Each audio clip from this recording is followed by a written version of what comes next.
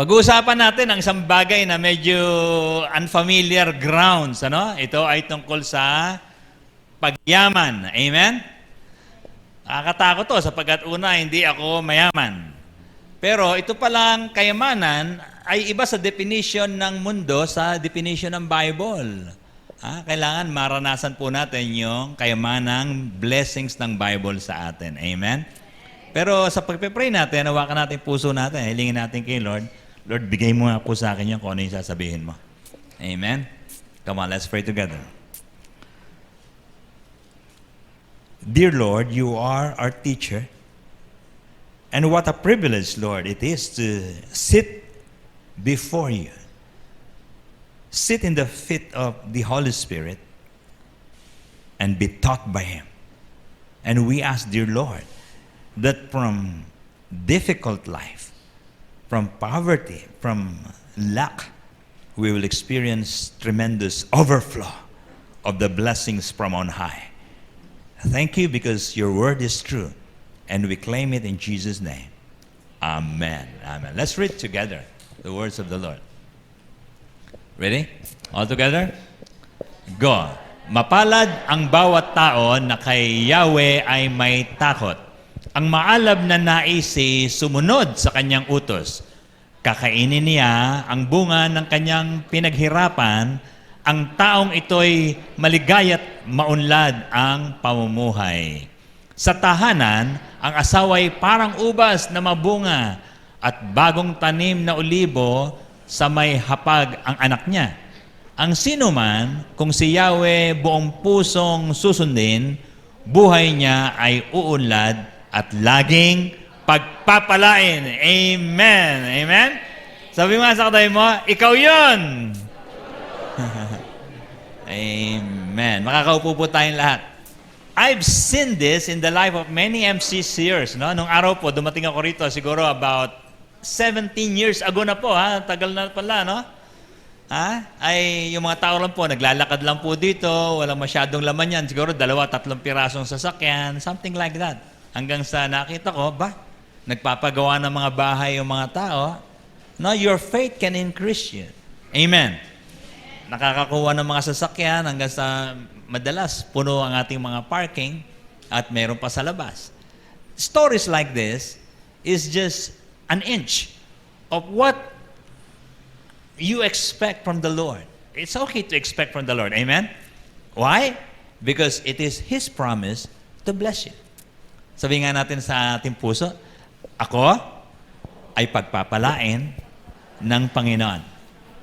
Meron po kaming kaibigan ganyan, nagsisigaw sa harapan ng dagat. Ano? Sabi niya, balitaan niya, lahat umuunlad. Sabi niya, Panginoon, ako naman ang pagpalain niyo. Amen? And so one day you would have to ask that prayer. But it's not just praying. Because God will teach you the principles, mga prinsipyo ng pag-angat sa buhay. Amen? Upang ito, hindi po hinihintay nyo lang na parang magic. Because you will be involved in the process.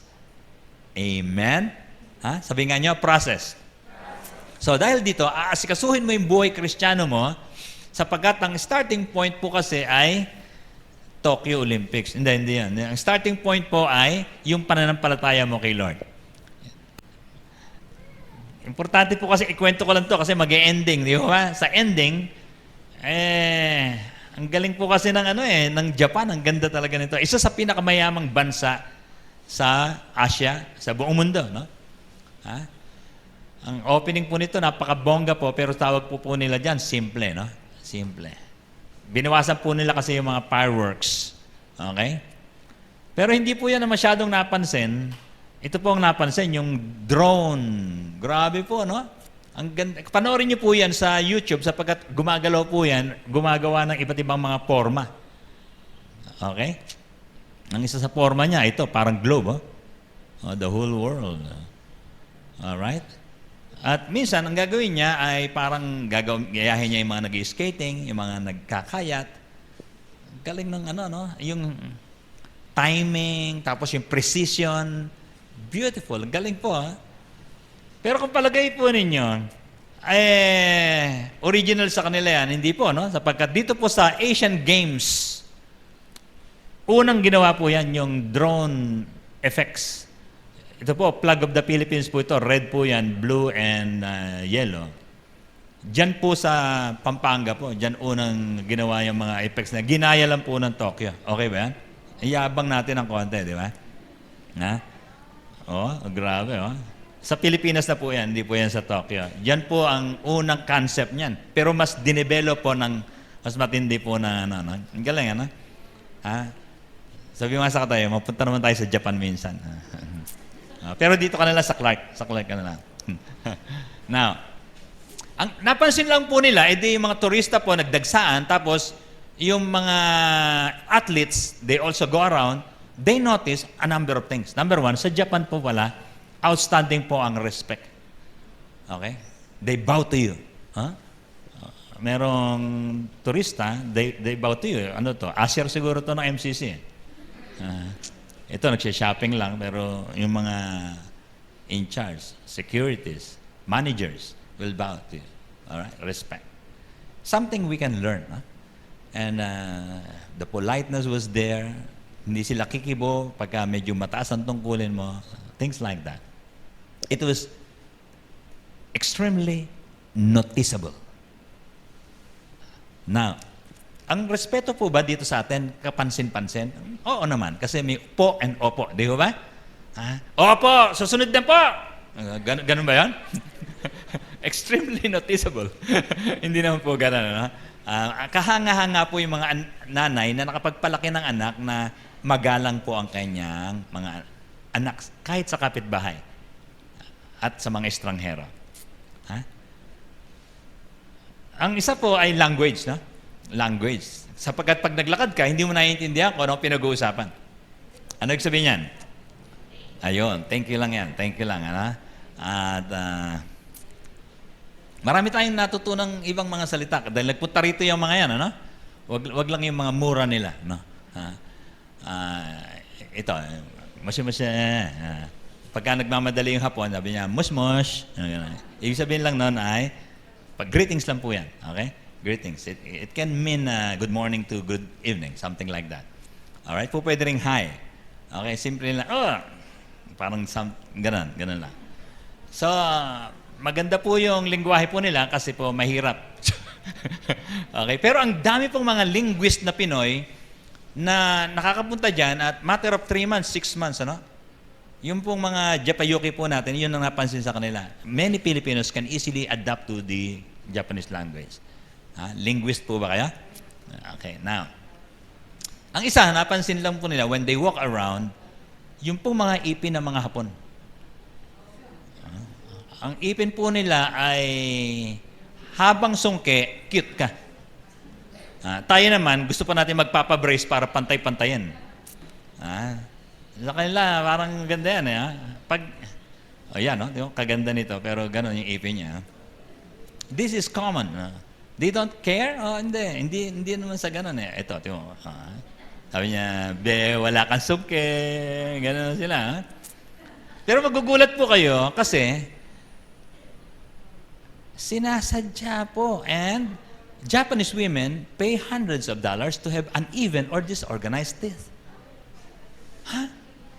Sa kanila, cute yan. Iba mag-isip, di ba? Subukan nyo pa. Ang dami pong readers dyan. Nakakatuwa po yan. No? Tingnan mo yung katabi mo. Pa-brace ka pa.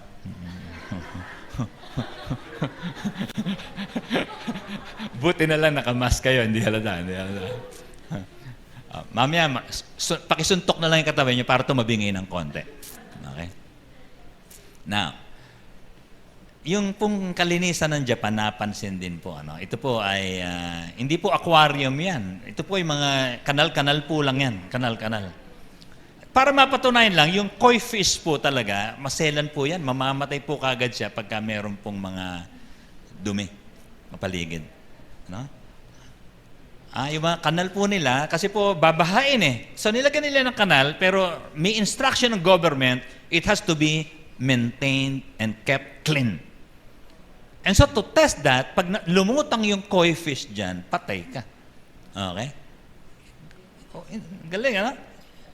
Lahat po ng mga gilid ng bahay doon, talaga, pagka nilagyan mo ng kanal, dapat magandang daloy, kasi dapat hindi po mag-stuck eh.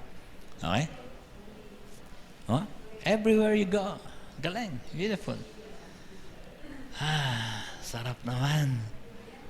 Sabi mo nga sa katabi mo, mag-Japan tayo minsan. Ha? Pamasyal man lang, ha? Pasyal lang. Ha? Malapit na lumuwag. Punta na po tayo, ha? Tapos na nga lang yung Olympics.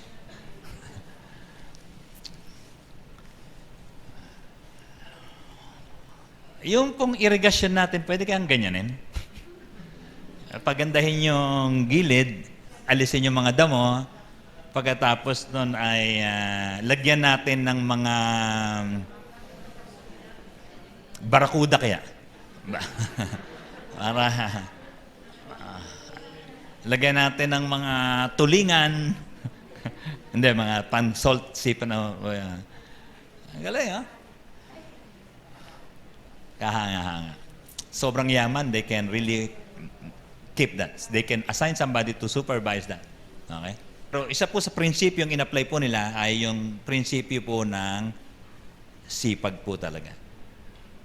These are the people who do not look for miracles. That is a very weird word in Japan. Ang isa po sa nagpahamak sa atin, ng mga Pilipino po kasi, ay yung pinagpasa Diyos natin lahat. Hindi po masamang mag-pray, ha? Hindi masamang magtiwala sa Diyos, pero pag tumira ang Pinoy ng ganito, bahala na, wala na, hihiga na lang siya. Ito po, yung sipag po nila is something. And it's part of the fear of the Lord. Amen. Nakakahiya po yung simba ka ng simba, pero tamad ka.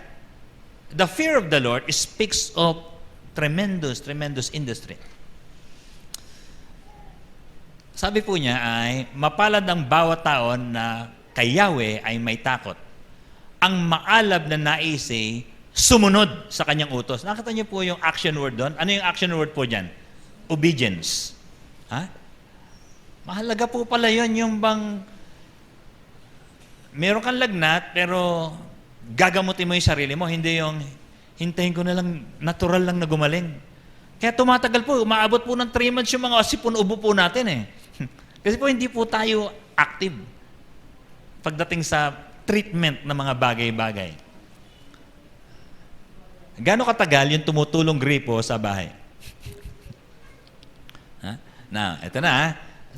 Kasama po kasi sa fear of the Lord yan. Malawak po. Ginamit po sa, ito sabi niya, kasi po, isa sa buburahin natin sa concept ng Pinoy, ito po sana, mabura po sana. Ito, crossover po tayo eh. Yung bang ang tingin natin kay Lord, bending machine. Are you with me? Sabi mo nga sa katabi mo, bura. Hindi ho ako nagmumura. God is not a bending machine. He is personal in all His dealings with us. Oh, personal pala. Yung faith po, hindi ho po pwedeng, ay, anak ko naman, nagsisimba naman eh. Mabuti yung ginawa ni Rogelyn, nainggit siya dun sa anak niya. No? He is personal in all His dealings with us as He is the ultimate person, the person who can bless you. So, tinitingnan po ni Lord, pag ikot niya, tinitingnan niya, itong tao ba to? Ginagalang ba ako nito? Importante po yan. Ano po ba ibig sabihin ng fear of the Lord? Ha? Uy, ito pala, ibig sabihin, Panginoon, hindi Penginoon. Hindi ko po buburahin yung prayer kasi po turo po ng Bible yon, pero hindi po substitute ang prayer into industry. Amen. Alright, now, yung Hebrew word po niya, ang tawag po niya ay yira. Alright? Yira. Pagka binaligtad niyo po yan, ay yari ka. Yari. Yira. It means fear or terror. Oh, talaga palang may kinalaman sa emotional na takot. Ano? Kasi pag hindi ko ginawa to, sasalpukin ako ni Yahweh. Pag ako, lumaban ako sa magulang, ay papatayin ako ni Yahweh, papaiksiin yung buhay ko. So you have to develop that terror, that dread. And so yung obedience po talaga ay resulta, no? It also means awesome. It has reference to reverence, you revere God. Kasi po may worship po sa fear of the Lord. Amen? May worship po yan. At pagkatapos po niyan, talaga pong hindi ka nagbibitaw ng salita sa Diyos na niloloko mo lang siya. Sige, attend ako sa linggo. Attend ako ng mentoring. Sige, tutulong ako sa cell group na yan. Pero hanggang salita lang. You disrespect God. May dalawa pong aspeto na pagdating sa obedience. One is surrender. Kaya pala hindi ka makapag-worship talaga, hindi ka makapagbasa ng Bible, yung management ng time mo, hindi suko sa Lord. You have to surrender that. Amen. Yung masasamang ugali, ayoko dyan sa church na yan kasi masyadong perfect yung mga tao dyan. Kasi po may mga tao po talaga na katatakutan mo, di ba? Because of their attainments. Your attitude should be not to be annoyed of them. Kundi dumikit tayo sa kanila para matuto po tayo sa kanila. Di ba? Surrender. Yung po mga pride natin, yung pong hiya. Surrender natin sa Diyos. Kasi po dapat maayos tayo pala eh. Kasi nga, fear of the Lord ang sikreto. And of course, spiritual leadership. Mamaya po, tatalakayin natin yan. Ibig sabihin po nito ay, dati may nagpapastor sa akin, ang dulo ng buhay ko, magpapastor na rin ako. Amen? Amen? May tutulungan ako. Ilan ba? 2 piraso, 3 tao. Tutulungan ko sila na gumaling din sa buhay. Kasama po pala sa fear of the Lord yun. Yun ang extent nito. Ang ganda, di ba? Hindi po pwedeng inayos ko yung buhay ko. Ang papangit ng buhay nyo. Hindi po pwede yan. You got to help others become like Jesus also. Yira. Ganda ho pala ng fear of the Lord, no? Ha? Natatakot po ba tayo sa Panginoon? Ha? Hindi dahil sa pangit siya at nakakatakot, dahil sa may pangit siyang gagawin pagka ikaw ay neutral. You're at the opposite side of His purposes and actions. Now, may benefits po yung fear of the Lord, no? Sabi po ni David, tinuloy po niyan. Psalm 128 po yung binasa natin. No? Sabi niya, economics, isa sa mga benepisyo niyan. Gaganda talaga ang buhay mo. Sabi niya, kakainin niya ang bunga ng kanyang pinaghirapan. Hindi ho po pwedeng kakainin niya ang bunga ng iyong pag-aabang o pagdadasal. Kakainin niya ang bunga ng kanyang pinaghirapan. Ang taong ito'y maligaya at maunlad ang pamumuhay. Amen? And so, ang gandang benepisyo, pero baka kailangan makita rin po natin yung prerequisite. Kailangan ay dumaan ka dito sa sinabi ng Diyos sa Hardin ng Eden. Sabi niya, pag kinain mo yan, walang pagsalang mamamatay ka. Di ba? Nagsimula tayong humina, tumanda. Nabasa niyo po ba MC Sears Daily ngayon? Sleeplessness. Isa po sa dinescribe ng generation na ito, weakest generation. Pinakamahina. Laging kulang sa tulog. Mga mahihiluhin. Sipunin. Hatsingero at hatsingera. Isa po sa culprit, kulang sa tulog. Itong mga panahon ito. So sabi niya, yung main text natin sa Psalm 127, He gives His people sleep. Bakit? Para lumakas ka. Tatrabaho tayo eh. Marami tayong pagdadaanang hirap. Amen? Ha? Sitahin mo nga yung katabi mo. Tanongin mo lang. Sige. 5 hours lang itong tanongan na ito. Anong oras ka natulog kagabi? Tanungin ka tayo. Sister, anong oras ka natulog kagabi? Parang wala akong nadidinig na alauna. Lalo na pag Sabado, matulog kayo ng maaga kasi we will come 9 o'clock, di ba? Now, di ba ito, alin dito ang nararanasan nyo na? Mga benefits, Ano pa? Eliminate debt. Isa po sa magiging target nyo. Nasa MCC ako, tatanggalin ni Lord yung utang ko. Magkakaroon ako ng maraming income. Isa ron, apartment na kumikita. Kakaroon ako ng savings, no? Pero dapat simple lang ang buhay. Magkakaroon ako ng mga investment. Increasing cash flow. Oops! Mababa lang expense ko. May plano. Ang tawag po dyan ay financial freedom. Amen? No? Hindi na nga hulog ang kapareho ni Bill Gates yung income mo, pero dahil walang naniningil sa'yo, you have peace, Ang sarap maglakad. Nakakita po ako ng chat group na ganon. Hiniya po siya sa chat group. Sabi niya, magbayad ka ng utang mo. Biro mo, ginanaganon siya. Ang hirap po ng may utang. So, isa sa mga hihilingin natin kay Lord, ay paano magkakaroon ng paglaya sa lahat ng mga pananagutan. Amen? Sa mga pilyong kaisipan, ganito po yung pupunta ka sa restaurant nang hindi magtatanong ng presyo. Ang yabang, ano? Kakain ako. Serve mo lahat yan. Bigyan mo sa akin. Yung mga kaibigan ko, bigyan mo rin. Medyo may yabang ng konti. Ano? Tapos hindi magtatanong, magkano? Okay ba yan? Parang ako na lang nagtatanong, Mag-pray tayo ng konti. Hawakan mo yung puso mo. Sabi, Lord, gusto ko yung lahat yun. Gusto ko mapunta sa akin lahat yan.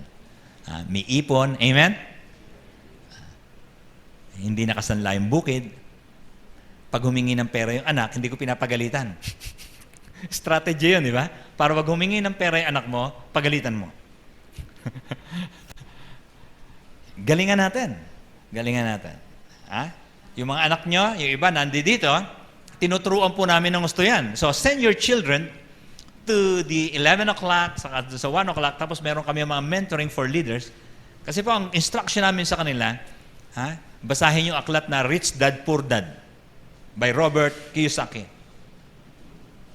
Hindi pala tinuturo sa mga university kung paano yumaman. Hindi pala tinuturo yan. Tungkol sa pera, hindi. Ang tinuturo sa mga university, paano mamasukan. Kaya medyo kailangan bumaklas po tayo ng konti dyan. Now,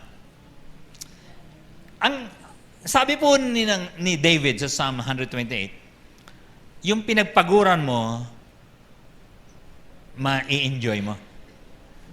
Pero there was a nation named Israel, nagtrabaho po sila ng 400 years bilang alipin, wala po silang sweldo, pinapakain lang po sila. 400 years in Egypt. So nung nagkaroon na po ng Exodus, papunta na po sila, very remarkable po itong talatang to. Imagine, aalis po sila patungo sa Promised Land, nagmamadali.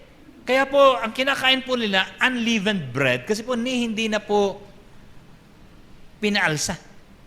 Binaon na po nila kagad, lulutuin sa daan. They were in a hurry, pero they were able to have time for this. Can we read together? Nooy hiningi nila sa mga Ehipsyo ang mga alahas na pilak at ginto at mga damit, tulad ng iniutos sa kanila ni Moises. Ibinigay ng mga Ehipsyo ang anumang hingin ng mga Israelita sapagkat niloob na ni Yahweh na sila'y igalang ng mga ito. Amen? Hindi yung utos na yun ni Moses. O sige, nagmamadali tayo. Pag alis nyo, daanan mo yung boss mo. Sabi mo, amin na yung hikaw mo. Amin na yung relo mo nga pala, Rolex band, 50 mil din yan. Yung kwintas nyo po, pwedeng, alam niyo yung dulong commentary po niyan, and there was a great plunder in Egypt. Pwede palang gumalaw ang Diyos na ganyan. Pero humiliating lang po yan. Because God sometimes breaks us and humbles us to flow blessings in us. Amen? Amen? Meron po akong professor, nagturo ng ganito. Sabi niya, when you are in need, ask, do not borrow. Wow, sabi ko, bago yan. Ito po yung prinsipyo na galing kay Moses. Ba't pa nakalublob ka sa utang, hindi ka na makaangat dyan? Sabi niya, humingi ka ng tulong. Sapagkat ang turo po ng scriptures pagdating dyan ay, we shall lend, never borrow. Alright? So pag-isipan nyo mabuti ito, iba pala itong mga turo ng Bible. Gusto ko yon, yung walang utang. Amen? Now, medyo mahirap sa umpisa yan, kasi po nahirati po tayo, yung mga magsasaka, yung kanilang pantanim, pampataba, at para sa peste, iutang po lahat yan. So we would have to change some of the system that we have. So anong uutos sa akin ng Diyos? Kasi po, fear of the Lord May iutos sa iyo ng Diyos na parang medyo mahirap. Would you obey it? Amen. Medyo masasagasaan yung pride ko, mapapahiya ako, pero gagawin ko. Kasi po, yun ang utos ni Yahweh. Biro mag-utos si Lord ng ganyan? Di ba, pagka mayroong nagkasakit, uutang po tayo, mailigtas lang yung ating inang sa katatang, di ba? Pero meron bang makakaisip mangutang para magnegosyo? Merong gumagawa po niyan, yung mga mayayaman. Pero tayo, nasabihin natin, kung malugi. At yung mga mayayaman ho pala, sabi ni Robert Kiyosaki, sanay na sanay po sila sa failure, pero hindi sila natatakot. Tayo, isang beses lang pumalpak, sasabihin natin, hindi sa akin yung negosyo. Hindi para sa akin yan. So, tingnan nyo mabuti, anong papagawa sa'yo ni Lord na papalpak at mapapahiya ka. But it's okay. You will do that again and again. Why? Because it was God who told you so. In my devotions, God told me so. Amen? Pagsipan nyo po mabuti, Ano kaya bibigay sa akin negosyo ni Lord? Kasi iaangat po tayo ng Panginoon eh. Now, tandaan niyo po ba ito? Pinag-usapan natin ng matagal-tagal to eh. Yung babaeng balo, namatay po yung asawa niya, dumating po yung pinagkakautangan nila. Grabe ho pala mangutang, ano? Kinukuha bilang pambayad yung anak niya, gagawing alipin. Sabi niya, sa laki ng utang ng asawa mo sa akin, kukunin ko yung anak mo, gagawin kong trabahador sa pier, cargador. And so, takot na takot po siya. Punta po siya ron sa kilala niyang lingkod ng Diyos. Sabi niya, anong gagawin ko? Kukunin. Sabi niya, anong meron ka sa bahay? Ngayon, kagad sabi ni Elisha. And so, this woman, pinakuha niya po ng kasi sabi niya, may konti akong langis. Kuha ka na maraming sisidlan. Huwag ka na magtatanong kung bakit. Kuha ka maraming sisidlan, tapos ibuhos mo hanggang sa mapuno. Huwag kang kukuha ng konti. Sabi niya, kuha ka ng marami. Pambirang instruction. Magaling po ba kayo sa instruction? Yung bang pag nag-exam ang sabi, salong guhitan, pero binilugan mo. Ako, sanay na sanay ako dito sa mga youth. Pag sinabi ko, naku, hindi nasunod yung utos ko. Okay? Kasi we would have to know to be precise in all God's saying. So, kuha po sila ng marami, no? Yung mga anak po niya, Nay, ito pa, ang laki nito. Ito pa, Nay, ito pa, sa Aling Tekla, galing to. Dala po sila. We can learn something from this. In terms of prosperity. Lalo na yung galing po sa 0-0, tapos negative pa. Negative. Number 1, God uses what you have to enrich you. Amen? Ano meron ka? May konting langis lang ako sa bahay. Okay, pwede na yan. God uses. What do you have? May konti lang akong talent. Magaling lang ako mag-organize. Uso po ngayon, event organizing. Ang laki po ng kita ng mga event organizer. Magda-down payment yung mga tao and you have something to spend. Kasi po, ang kasal po, hindi po basic yan. Bobonggahan niya ng mga mag-aasawa. Sa mga resort. Ang mahal po ng mga resort para makuha sa panahon ito. Bakit? Maraming simbahan, ayaw tanggapin yung mga magpapakasal ngayon. Okay? So, ano ba alam mo? Your little talents, God can multiply. So, think about this all the time. Hindi yung, buti pa siya, may TV. Buti pa yung anak niya, nagtatrabaho, nag-aral. Buti pa yung iba, may lupa. No.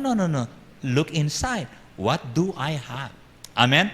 What do I have? Always think like that. Amen? Tayo po, maliit lang po yung property natin ito. Pinagyayaman po lang natin.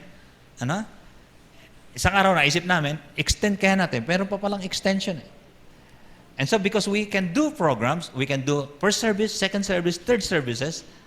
Kasi kung anong meron ka, yun ang papalakihin lang ni Lord sa'yo. Amen? So mag-isip ka mabuti Meron ka bang bahay? Meron ka bang sala? Meron ka bang 3 anak? Baka pwede magtulong-tulong para gumawa ng pastillas.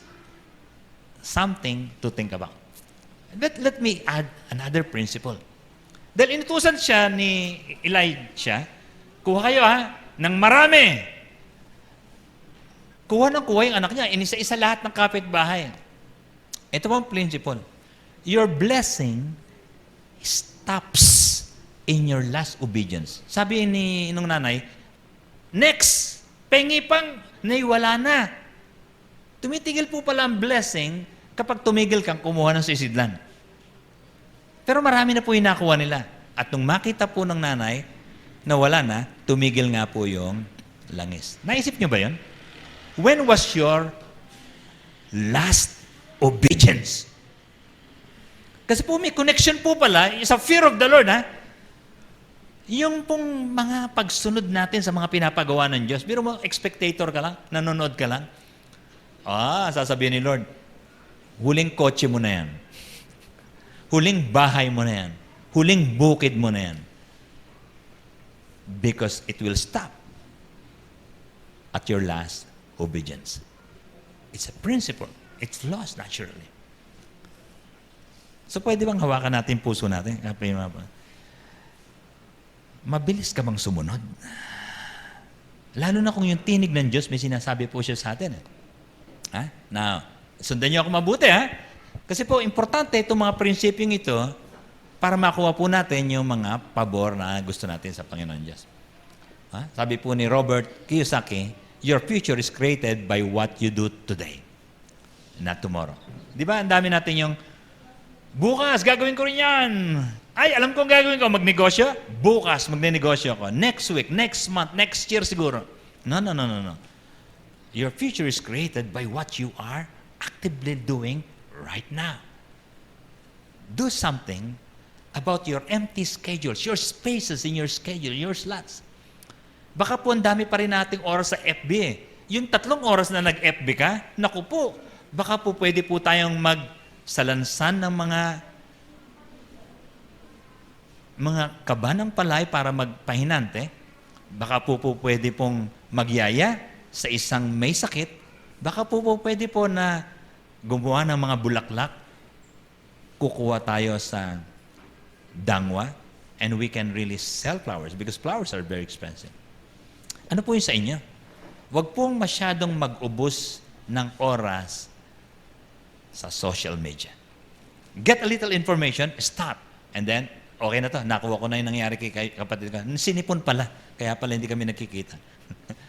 So much information, hindi po masyadong maganda sa inyo.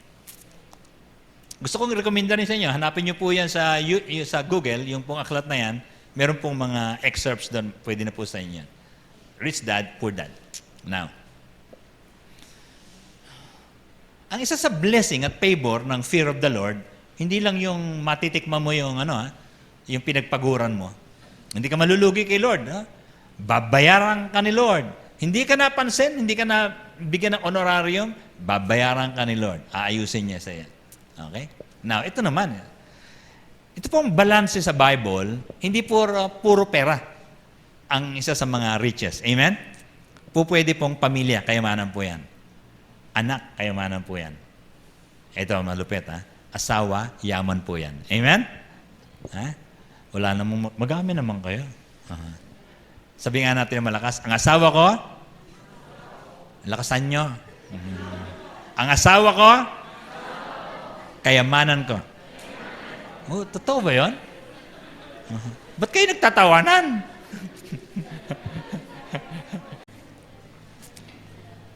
Ang tawag po ng Bible dyan sa Genesis ay fitted helpmeet. Katuwang sa buhay. Saan? Sa lahat ng bagay. Without Him, you're incomplete. So, importante pala, no? Kung may katabi po kayong dalaga, sabihin niyo po, mag-asawa ka.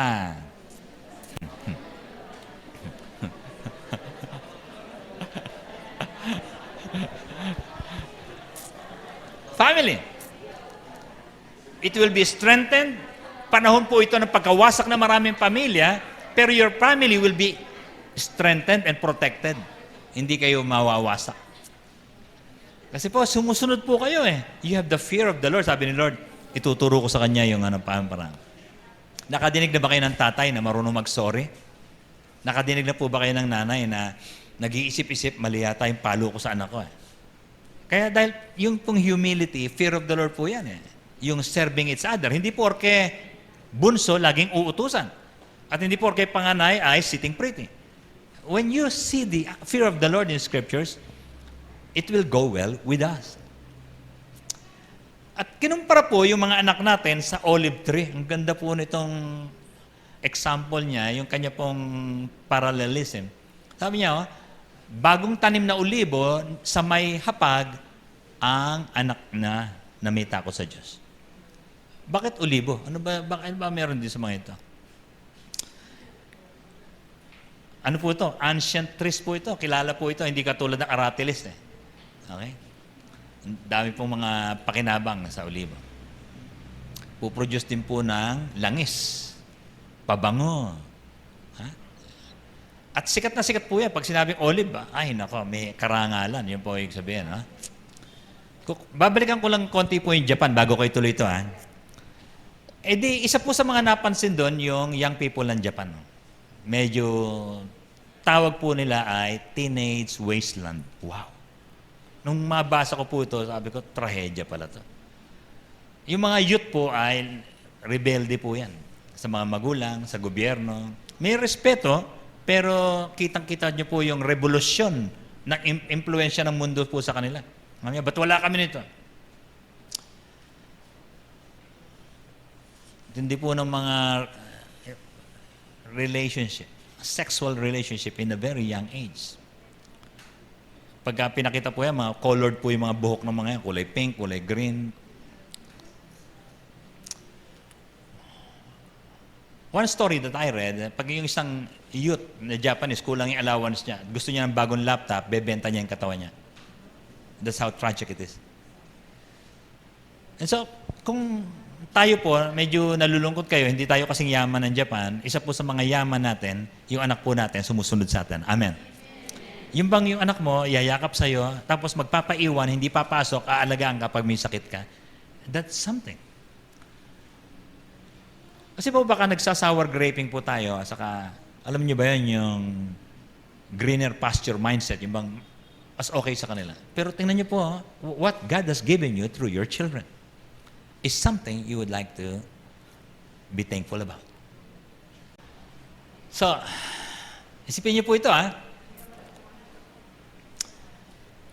Sa kanyang mga sanga ay darami.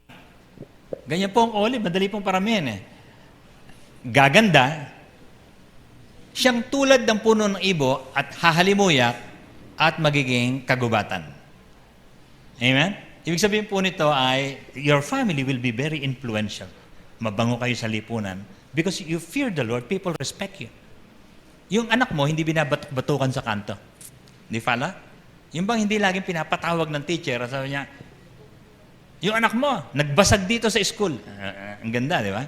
Sapagkat ikaw ay mayroong kapaki-pakinabang na anak. Mapalad ang isang magulang na yung anak, hindi niya kailangan puwersahing mag-aral yung anak niya. Nagkukusa, nagre-review. It is a product of the fear of the Lord. And so, because of that, pasasamahin sa'yo yung anak ng kapitbahay. Pagsama mo nga yan, dyan sa MCC, kasi magandang bata yung anak mo, mabuting bata. This is something that would honor the Lord also. And in return, God will honor you. Amen? Palakpakan naman natin ang Panginoon dahil sa mga anak natin.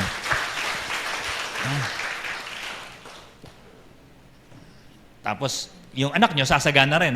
Sagana rin doon ang trigo, cebada, ubas, igos, bunga ng punong granada, ulibo at pulot. Olive would be ranked as a symbol of prosperity of a certain nation. So tingnan niyo mabuti po, kasi po isa sa mga pangako ng Diyos talaga sa Israel at sa mga anak niya ay yung anak po natin, hindi lang po ikaw ang sasagana, yung anak niyo will be more wealthier than you. Di ba? Ang sarap po nun? Na? Yung anak mo, mas mayaman sa iyo. Na? Pero wag kong ganito, yung mayaman ka naman pala Kasi yung pong pagbalik nila sa atin ay hindi po nila obligasyon talaga Pero ano naman po, konsiderasyon naman, kapal nyo naman, konsiderasyon naman. Alright? Now, then Paul uses olive also in terms of grafting. Sabi po niya, kung pinutol ang ilang sanga ng punong olibo, at ikaw na sanga ng olibong ligaw ang idudugtong sa puno upang makabahagi sa buhay na nanggagaling sa ugat ng punong ito. Ang maganda po rito, pwede pong dugtungan Nag-graft po ba tayo hanggang ngayon? Naidudugtong po yung mga pangit para gumanda. Makapili ka ng magandang puno ng olibo, wika niya, idugtong mo yung sanga, i-graft mo, yung hindi maganda, gaganda. Kaya po tayo nag-outreach. That's why we share the gospel. We send many young people, 37 barangays. Ang goal po natin, punuin natin ang bata ang bawat barangay. Amen? Igagraph po natin yung mga barangay na madidilim, mahihirap, para sumipag sila sa pag-aaral, maging magagalang na mga bata. Simbata is a principle of grafting. Amen? I like that idea. I got excited. Pwede pala yun.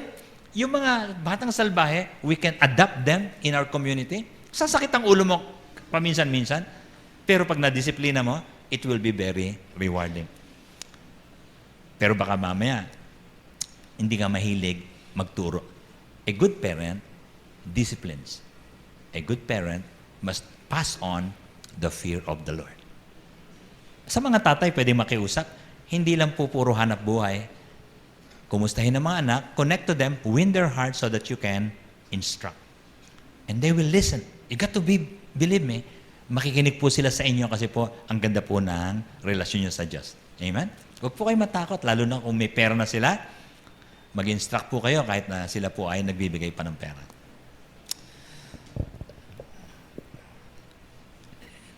Last time, parang nakwento ko na kinuha po namin sa Ilocos yung mga parents po ni Cora, di ba? And they're already here. Ano? Kasi po, kala ko pwede akong mag-drive doon, hindi pala po pwede. Na? Sabi, La Union pa lang, haharangin ka na. Tapos yung border na naman ng Ilocos, yung Tagudin, haharangin ka na naman. Ang haba po ng pila. Yung mga nagkamali na magbiyahe.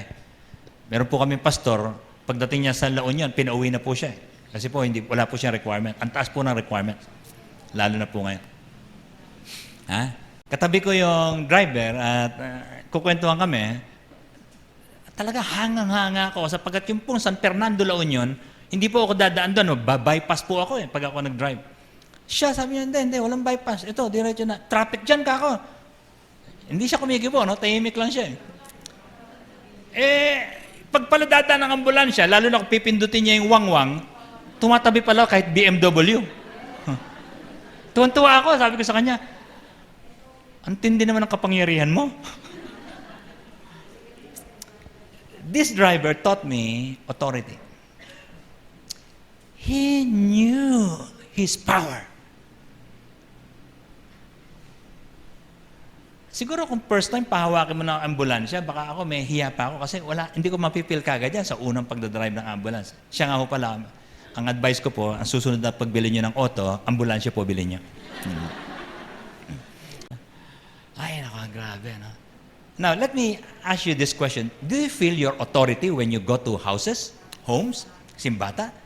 Baka po apologetic po kayo, okay lang po yung medyo mahihiya kayo sa umpisa, pero gamayan po nyo, sapagkat ito po yung panahon that people need encouragement. Amen? Ito po yung panahon na kailangan ng mga tao na maipag-pray. Ako po, nandito lang po ako minsan sa office, and people will ring me because they need a shepherd in a time of crisis just like this. Much so, if I will go to their homes, they will exercise. Parang yung bahay po nila, magiging parang bahay ko na rin because I can feel the ambulance authority, so to speak. Think about it. Ano po ang nagbibigay ng otoridad? Sabihin niyo sa akin, pag po nabago ang inyong buhay, hahangaan po kayo ng mga tao, sasabihin niya, di ba dati manginginom ka? Paano mo nabago yan? Amen? Galing Ano pa? Ang salita ng Diyos po, pagka binanggit mo sa tao, otoridad po yan. Kasi po hindi pa po nyo salita yon. Galing po sa langit yung opinion. So you have to think, Lord, my neighbor needs me. Kasama po sa fear of the Lord is to reach out. Igagraph po natin, just like olive tree. Yung po mga wild olive tree, igagraph natin sa matitinong olive tree. Amen? Get excited to connect to people. Why? You have something to give to them. Amen? So, bilisan po natin ang paglagong espiritual. Bilisan po natin ang mga kaalaman at mga karanasan sapagkat yung mga tao po naghahanap ngayon ng kakaibang buhay. God bless you as you do. Now, kapo po, diniscuss ko lang po ito. Pipili lang po ako ng mga dalawa, no? Kasi po, meron tayong program. Hindi po ito program lang ng MCC. Program po ni Jesus talaga ito. Gusto po niya ay ma-reach out talaga yung neighborhood. Mga 6 weeks lang po itong project natin. 6 weeks lang po. Hanapin natin yung mga inactive members through Messenger. Bisitahin po sila. Tapos, can we do this? Pinagaganda po namin yung MCCers Daily. I-send nyo po sa kanila. Amen? Pwede nyo pong i-copy. Tapos ipadala nyo po, ano lang. Merong mga walang Messenger, padala nyo po sa kanilang Instagram, sa kanila pong, padala nyo sa TikTok nila. O kaya, i-print nyo, i-email nyo. Kahit na 3 buwan bago makarating. You got to believe me, pinagpe-pray po mabuti yan para hihipo ng mga tao. Send it to your friends. Amen? Ha? Now, so that they can connect again. Kasama po sa fear of the Lord pala yan. But pray ka na ipagpapala ni Lord. Ayaw mo makialam sa trabaho niya. Sabi po ni Lord, I want you to work the works of God. Now, ito pong step 5, may kinalaman kasi kaya ako excited i-share to. Ito po yung may kinalaman sa mga reward na bibigay sa atin ni Lord. Meron ka bang verse na kine-claim? Something to digest home, ha? Kapag napalago sa tulong ng Diyos ang aking cell group, kasi po, from 0 to 3, wala akong cell group. O di mag-umpisa ka, from 0 to 3. Teka muna, meron akong 3 piraso di from 3 to 6. Kapag napalago ang ating cell group, anong gantimpala ang aking aasahan sa Diyos? Amen? Meron ka po bang parang, meron akong nabawas na oras sa trabaho ko, sa kalusugan ko, sa bahay, marami ko natanggal, pero dahil ginawa ko ang simbahay, pagpapalain ako ni Lord. Ito nga pala, Lord, ang hinihiling ko sa iyo. Gusto ko po sana matubos yung bukid. Amen? Gusto ko po sana, pag niligawan po yung anak ko na napakaganda, hindi po liligawan ng drug addict. Ano pong ina-expect niyo? Dapat po meron kayong hinihingi kay Lord. Kasi po, you fear the Lord. Now, believers, let me close with this, are called to covenantal faithfulness. Hindi po basta bigay lang ng bigay si Lord ng blessing. Covenantal faithfulness is required. And to such faithfulness, God links His promises to prosperity. Tayo po tayong lahat. Tinatanong po ni Lord, ano pong gampanin na nais niyong ipagkaloob niya sa iyo, ipagkatiwala sa iyo. Magsimula po siguro tayo, pagsusuko ng buhay natin dito sa church every Sunday. Pero ngayon pa lang, baka may idea ka na. Hindi pa nasubukan ni Pastor tong style na ganito. Baka magaling po kayo sa mga online platform, magaling po kayo magluto. Pwede pong gamitin yan para sa mga harvest event. Please offer your talents to the Lord. Pwede ba tayong manalangin ngayon? Taas natin kamay natin sa Panginoon. Magandog tayo ng buhay. Sabihin natin sa Kanya, Panginoon, hindi pala pwedeng puro dasal lang. Kailangan po pala, I must give sweet surrender to you. What is it? Anong pwedeng hadlang na dapat mo isuko sa Panginoon? Remove your alibis. Surrender your alibis to God. Connect to your cell leader now and ask God, Lord, bigyan mo po ako ng cell group na paparamihin ko. To the Lord now.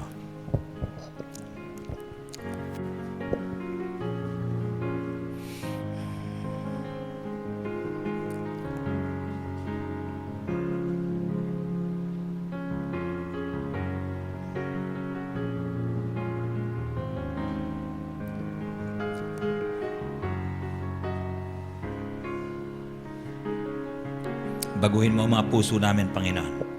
Palitan mo ang aming matigas na puso ng pusong laman. At palitan mo ang aming espiritu ng Santong Espiritu upang kami makasunod sa iyo. At hiniling ko, Panginoon, anumang naisin ng mga kapatid kong ito. Palitan mo ang kanyang tricycle, Panginoon, ng magarang auto. Ang kanyang maliit na bahay na tumutulo ng isang malaki at marangyang bahay. At hayaan mo, Panginoon, na kumonekta siya sa iyo araw-araw upang matupad ito. Sa ngalan ni Jesus. Amen. God bless you. God bless you.